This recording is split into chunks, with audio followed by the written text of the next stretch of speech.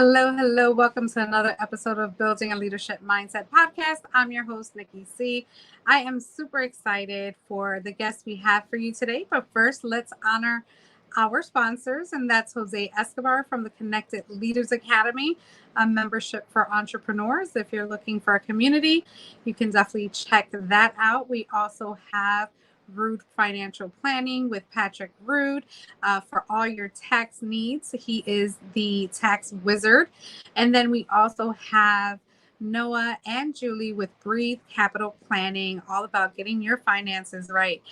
You can definitely check them out on the website, buildingaleadershipmindset.com. This is the podcast. Thank you guys so much again for continuing to support and tune in to the guests that we have every single week for you, and the value that we are bringing to our community. The feedback that we have been getting has been absolutely phenomenal, and we are just so excited to continue to be able to serve and let empowerment and inspiration just shine through what we're trying to do here. But without further ado, let me get my guest on. Let me give you an intro. She is Ara McKay. She is the founder of Business of Creativity, an award-winning professional photographer and an inspiring business coach. She brings an enthusiastic, no-holds-barred, get right to the heart of the matter approach to helping photographers, graphic designers, and other freelance creatives succeed in business. Ara's layers is in practical experience from her almost 20 years of experience with training and mindset practices, specifically designed for today's multi-passionate creative in the gig economy.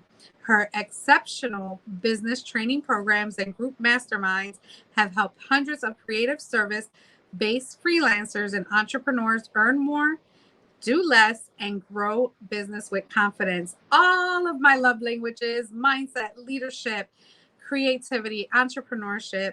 Here is our guest, Ara McKay. Hello, friends. How are you? Hi, Nikki. I'm doing great. Thank you so much for having me. It's a very interesting experience to hear your intro be read. I'm glad you enjoyed it. It's very impressive to see. First of all, I just want to tell you, I love photography. I love taking pictures, candid pictures, just knowing that memories exist because of a snap of a shot is just absolutely mind-blowing. And I think I have about 10 or 15 photo albums that are still empty because I'm trying to get like the 10,000 photos I have I even have things back on CDs and USB drives. But thank you so much again for being a wonderful guest. And I see that we're a little chilly because the weather's changing. And I just love sweater weather. And I love your sweater, by the way, as well. Tell us who you are, what you do. I absolutely will, Nikki, but I do want to just touch on this idea that you shared of there's so many people now who have tens of thousands of photographs. And while I'm no longer a working professional photographer, I retired my business almost 8 years ago. In the age of photography, one of the things that happened in the early 2000s was digital photography came along, and it changed my industry. It empowered an entire population to now start creating images and creating great images, as you know, from your 10,000. But what it did to my industry was it had me really reassess whether or not I could still live my dreams and work into the kind of lifestyle I wanted as a photographer. And I did do that for almost 2 decades. I did put a little filter on for today's video, so you might not notice, but I am in my mid-50s. And right now, what I do is I take all of my years of experience as a photographer, I take my background in financial management and marketing communications, because I was an accountant and worked in marketing before I started my career as a creative. I take all of that, I bundle it all up. And what I've done is I have dedicated my life to supporting other freelance creatives to be successful in their own business. This word of empowerment, it, you know, you talk about love languages, whoop, whoop, that's what I'm on for sure. Yes. Yeah. I love that. Well, tell me who Ara was before all of that. Where did you grow up? What were, did you experience any challenges, going through the changes in life and then changing careers as well, from what I hear. So talk to us a little bit Well, about that.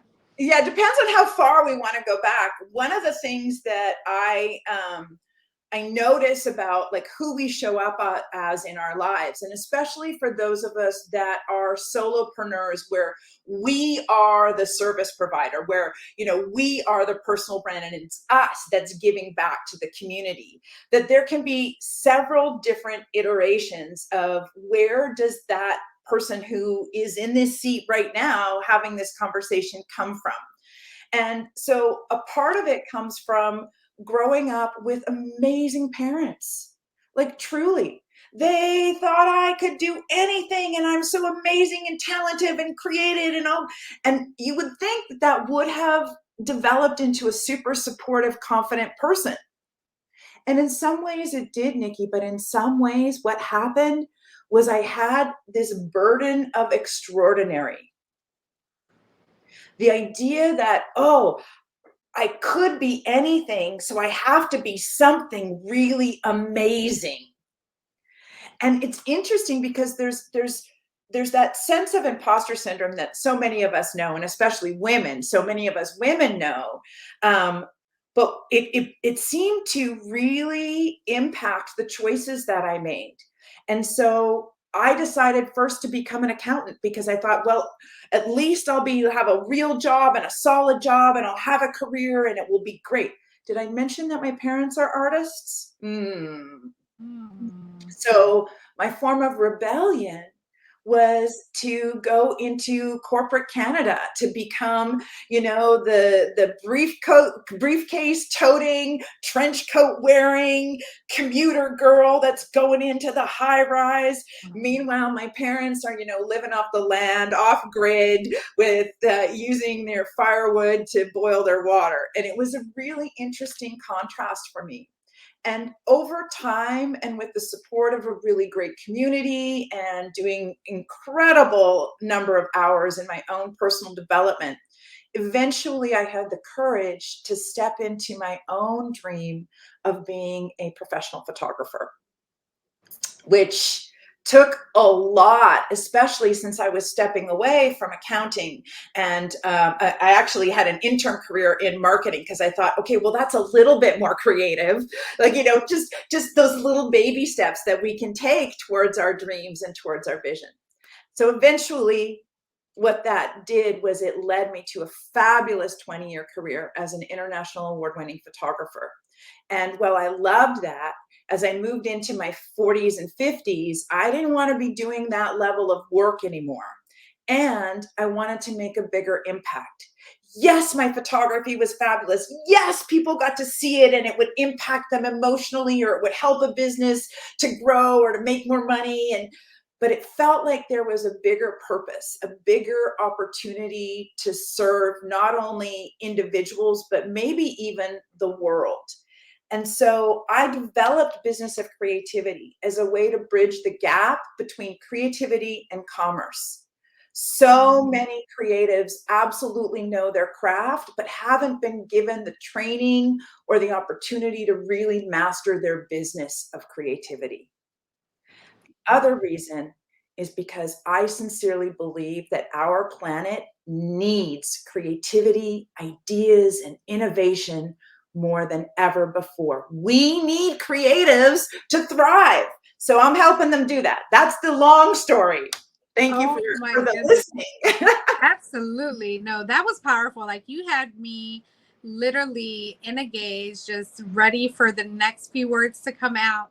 But you said a lot of things there that I kind of want to point out, because first of all, for you, it was a total opposite. Usually, like for me, I didn't have, my parents only went up to grade 12 Mhm.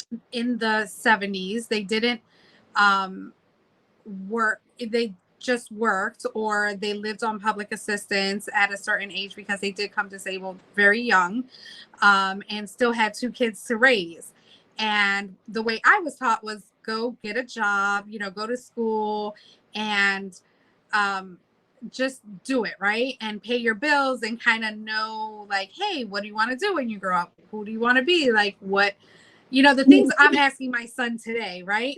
So it's pretty crazy because I didn't have it. So that's what I'm doing for my son. So to know that there is an opposite of that, and meet someone that said, hey, you know what? Um, Anything is be possible. anything is possible, and you go and you're like, okay, well, corporate America or corporate Canada, I love that you said that. Corporate Canada was your choice.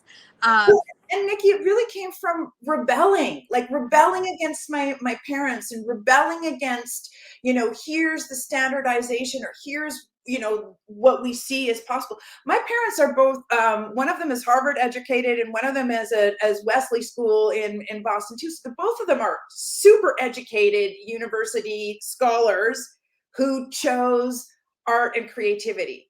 And because I wanted to rebel against that, I chose accounting and corporate Canada.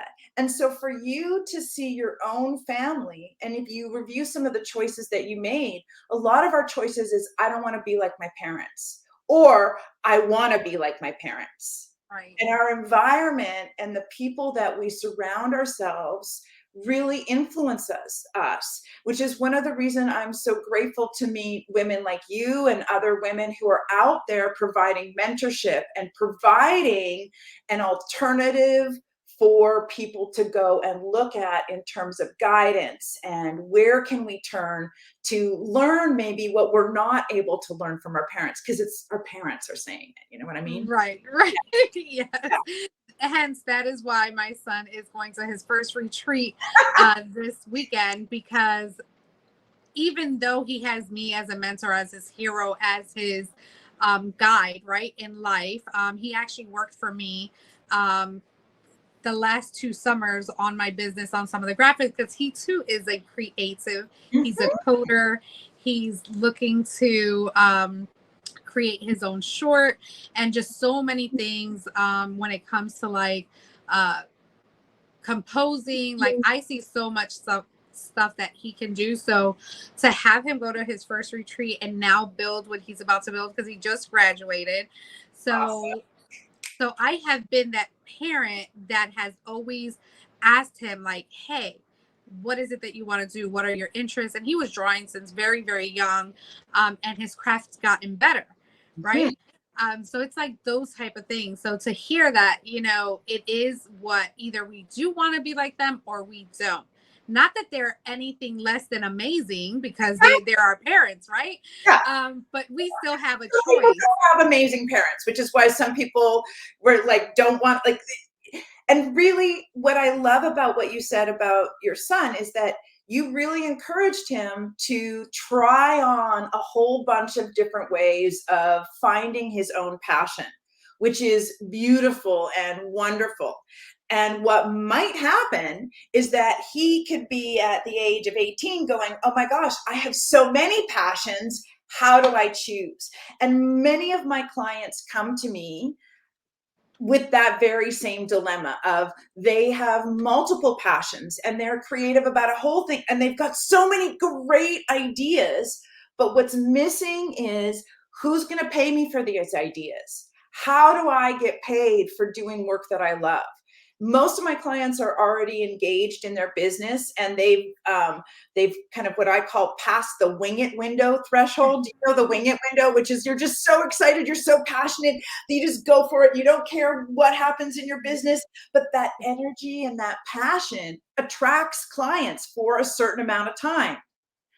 But eventually that wing it window expires, and we've kind of tapped out all of our friends and family and our immediate network.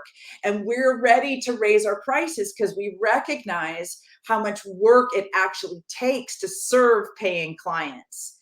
Those are my people. When they're ready to grow their business with intention and not by default. When they're ready to change their mindset from, oh, I am a creative doing business to I am doing the business of creativity. Beautiful. I love it. And yes, we have to be more present in those conversations to let the doors be open to our children. So you're going through this journey, right? Yeah. You're going through this journey. You've had your business 2 decades. You love it. You now help creatives. What is the most recent success story of one of your clients that you can share without Without violating? Yeah, I have a real strong stand for integrity and for authenticity and for being able to have a code of conduct and confidentiality within my group. Having said that, I am a huge fan of celebration and hashtag evidence of awesome. I absolutely love to celebrate my people, and to choose just one. Okay. Well, I have one. So this is a woman who has been in my circle as a client for several years. She's also been running her own business for more than 30 years. So she's in her early 60s. She is a professional photographer. She has been successful for, over 3 decades. Why does she need a business coach?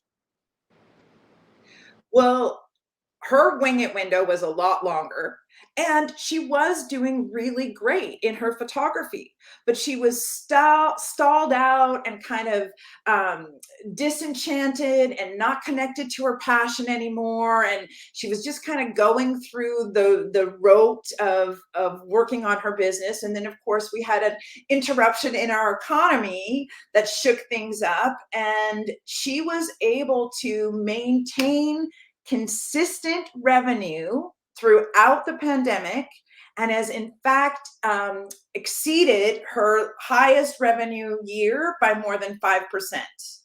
And in addition to that, she has established a new offer that has lit her up, and she's excited again about her photography. And she has found a way to challenge her brain to learn something new, to be able to serve her clients on a deeper level. She's reconnected to her passion. She's been able to inspire her daughter to start her own business as well. Like, there's just so many different ripple effects that come from when someone shows up in their life with the courage to take uncertain action, with the commitment to their dreams and to their vision, and with a community of support around them to catch them when they fall and lift them higher than they could go on their own. And I'm just so genuinely honored to be a very small part of that, and to be her guide in her redefining what the next phase of her journey is going to look like.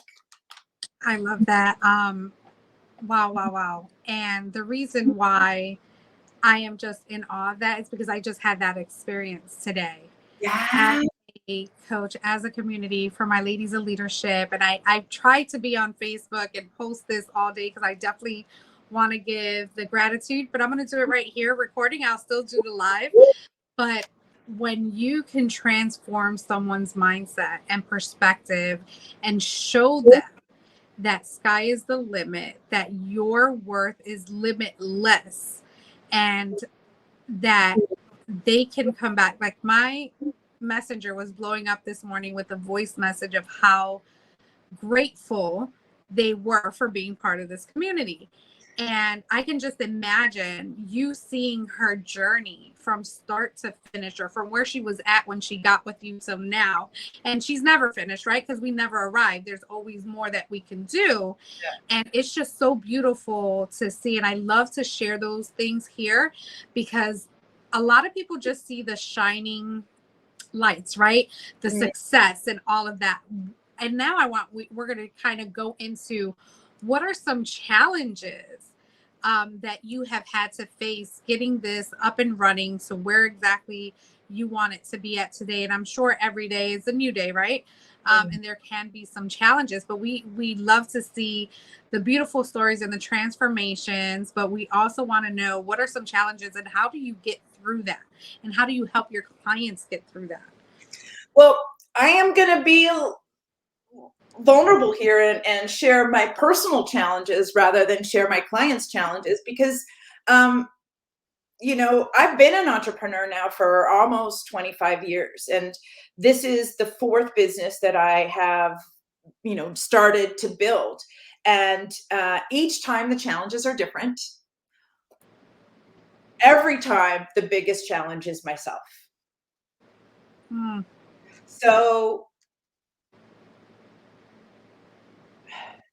there's as someone who teaches mindset, who teaches pricing, who teaches marketing, I have a lot of shoulding. I should on myself a lot.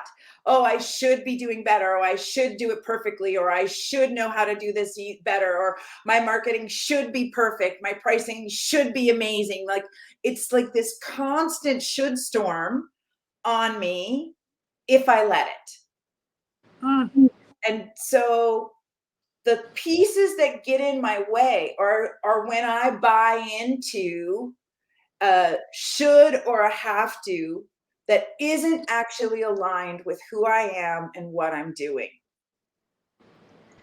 And where this gets tricky, my dear, is in two places. One, I was super resistant to what I perceived as a sort of misogynistic way, or the guru brouhaha way of marketing, which is, in your face, oh, I'm a seven-figure win, blah, blah, blah. It's like, oh, and it just creeped me out, and it felt manipulative, and it felt, and this idea of, marketing that addresses pain points, or, pokes the pain, and it just felt yucky and icky to me.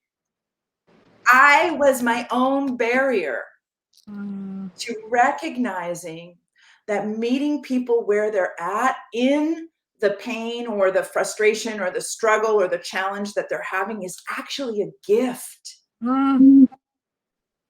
And That's where the magic happens. to get out of my own way and realize that I can have real authentic conversations in my marketing and still be in integrity with myself and still be successful outside of myself.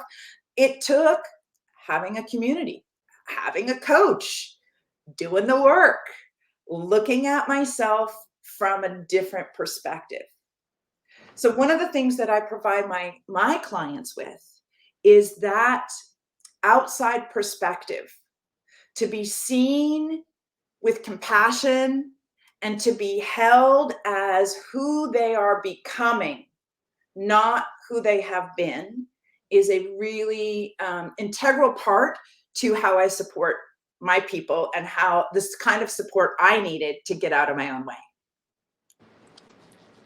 Amazing. Absolutely amazing. Great answers. I mean, I truly felt it. I wanted to look for a quote because you said something, and someone just sent me a quote before, and I was looking for my phone, and hence I'm on my phone, right? Yeah, welcome to being in your movie. Yeah, I'm on my phone, and I don't want to do anything. I don't want to do anything to mess it up. But you know what? I forgot I have Messenger on my other phone. So someone sent a quote. They were at a mastermind, and I just kind of wanted to say it a little out loud. And this is exactly what you were saying right now. And it says, this quote says, "What if your dream is someone's answer?" That's powerful.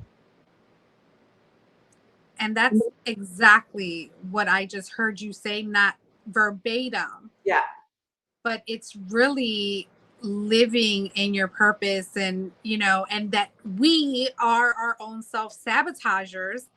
Like, we get these downloads, these ideas. I remember me and my spouse, we were talking about, like, maybe 12 years ago, or even maybe more than that, because we've been together 21. So I probably lost count.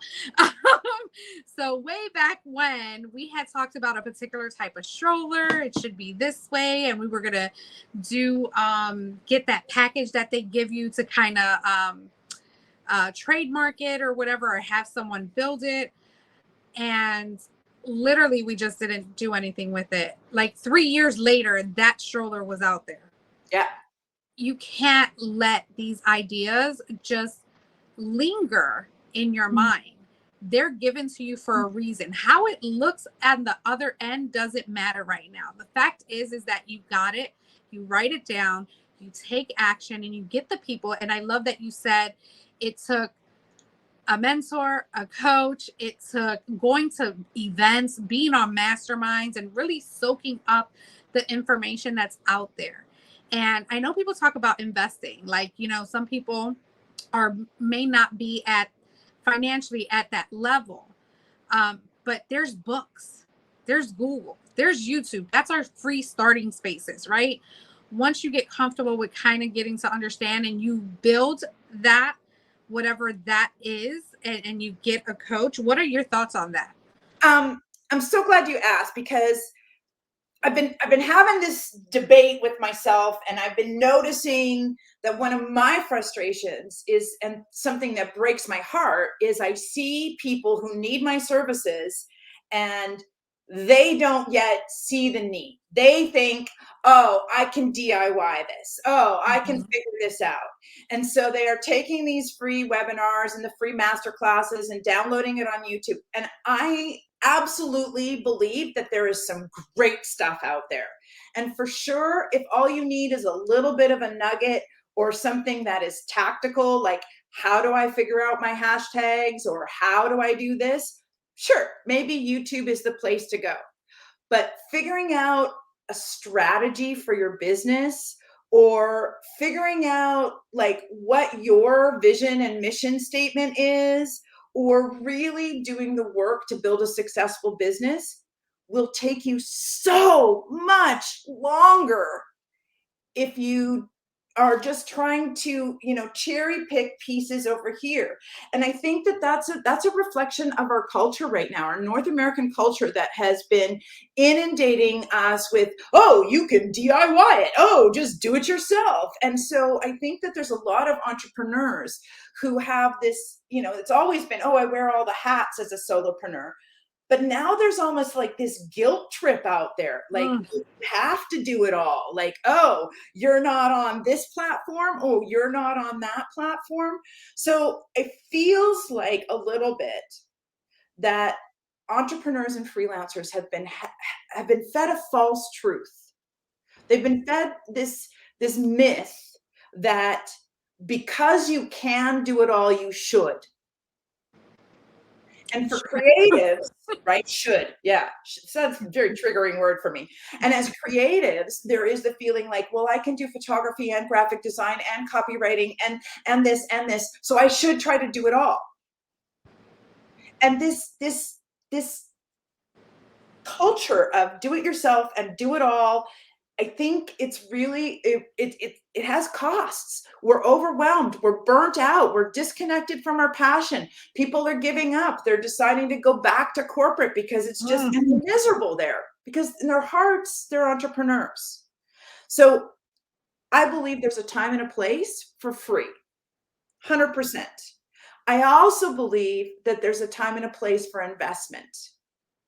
And for me, in my world, I have this is the investment I really believe people need to be successful at their business. If you're not ready for that, I get it. And you can do this piece for a while and it will at least be better than trying to do it on your own. People are putting band-aids on their broken legs. They're looking for solutions that aren't the right solution. And it breaks my heart to see them take so much longer than they really need to and go in these weird directions and spend money on things that they don't need. You get a early freelancer who's now paying for ConvertKit or something. And it's like, you have 3 emails a month. Like, you don't need a CRM right now. Right. So That's my rant. Thanks for asking the question. But I love it. And I feel your passion like when you're talking about it. And it's so true. And I am just a testament to that. Like I've been doing it myself for 3 years. Well, actually, let's go back to 2015. So what is that? About 8 years. Mhm. And just like last year when my best friend of 37 years seen me on my honeymoon, but not my honeymoon, it was, well, actually my honeymoon 20 years later, but it was our 20-year anniversary. And we were, and I still had like my laptop with me because, you know, I had community, I didn't work. But just on my downtime, I kind of, you know, looked at some stuff, and she's like, in February, she was like, hey, can someone outside your state work for you? And I'm like, are you trying to tell me something? Like, she's like, well, you know, I just see you on vacation, you know, kind of just sitting at the beach, and I don't want you to do any work. So I want to take some stuff off your hands. So that like opened up a window to say, I need help. Yeah. Like I need a team. And then I got my graphic designer on board. I've been doing all my logos, websites. I love to do it because I too am a creative. When it comes to that, like I love getting people's visions out there. So I do like banners and stuff like that. So, but I know other people that can do it and have the time to do it. So I said, okay, well, let's get a graphic designer, put them on our team. I need a VA for ladies of leadership because I have this. I do so much for this. I can run the mastermind. I can create the tools, but where am I going to store it? Where, you know, who's going to put my Google Drive together? Because now it's getting insane. So I have people. So the first thing you did, Nikki, was you went and Googled, how do I figure out my Google Drives? And then you went and Googled, how do I do this? And then you went and Googled. No, you didn't. You hired people and said, this is not my zone of genius, or this is not a good use of investing my time and energy and assets. I would rather invest my money and give back my time and energy in order to be able to focus it somewhere else. Most of my people are not at the stage where they want to be outsourcing. So what the coaching that I work with is I help them simplify the business so they're not having to wear so many hats, and they're being way more laser focused and effective with the things that they are doing. Eliminate a lot of the shoulds and have tos, reduce that whole like, what I gotta simplify, help manage their time and stress, help them prioritize what they need to be focusing on so that they can be more effective and productive, even as a solopreneur. And when they're ready to outsource, we can look at that piece together as well. So yeah, it's so interesting how independence is being revered so much in so many fields, and yet at the same time the current zeitgeist is relationship marketing, and we're so hungry for relationship and connection.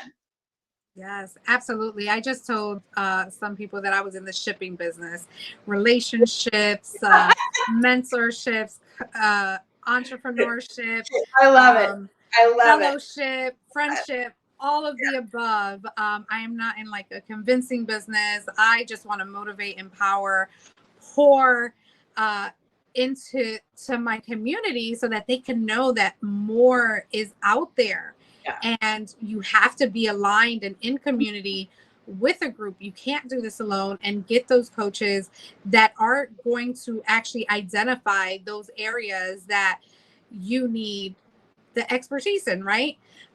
So I love everything that you said. You have been an absolutely phenomenal guest here. You are now part of the BALM family, and we'll be celebrating you in a couple of weeks because we're almost at 150 interviews, and every 50 we do a week-long celebration.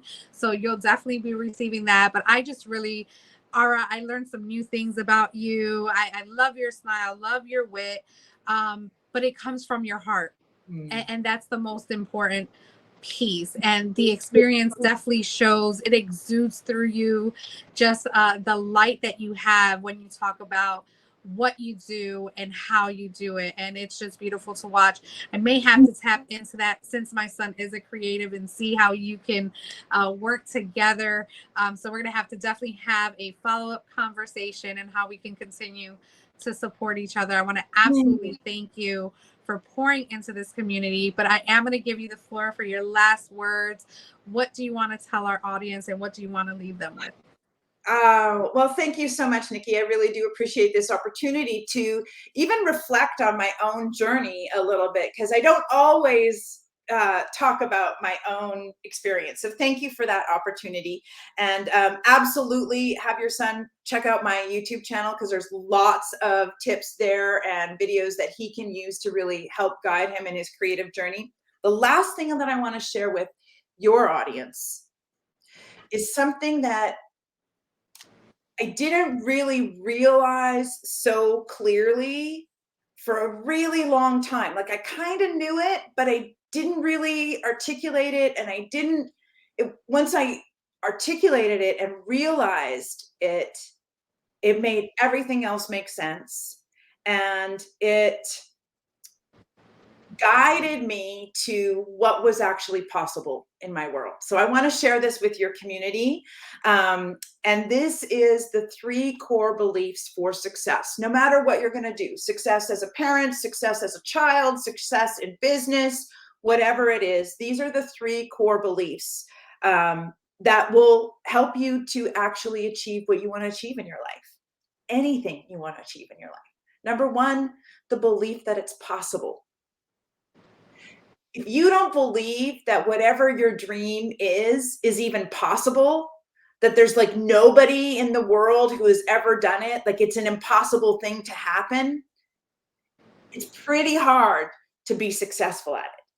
So having that belief that at least it's possible, and I really think that that's a lot of what we both do in our communities and in our masterminds and in the work that we do, is we help people see possibilities for themselves that they could never see. Because that's number 2. Is that you have to believe that it's possible, but more importantly, you have to believe that it's possible for you. For you. Not just the other guys, not your neighbors, not, oh, she grew up with a silver spoon, so she can do it. Oh, she came from nothing, so she can do it. Like, no, for you. So you need to believe that it's possible, believe that it's possible for you. And finally, muddier, you have to believe that it's worth it, because it will take something. And if you believe that it's worth it to do what it takes, you will be unstoppable. Unstoppable, on fire, and totally celebrated. I love that. I love that. Love that. Love that. Thank you so much, Ara. Oh my God, you are such a blessing. I'm gonna have to watch that on repeat. Repeat some notes. I definitely have your YouTube channel link, so I definitely will share it with him. I'll probably watch some videos with him as well. I will actually on my own, probably not with him, but I will definitely let him check that out, and we will definitely be in conversation. It is a pleasure to know you and now be in community with you for the long haul. Yeah, absolutely. So yes. Thank you so much for your time. Thank you to the listeners for always being so supportive and being on this journey with us. And it's all about building a leadership mindset where you have the choice to make that decision and take action in your life. But not only that, as I always say, make it count. Have a great one.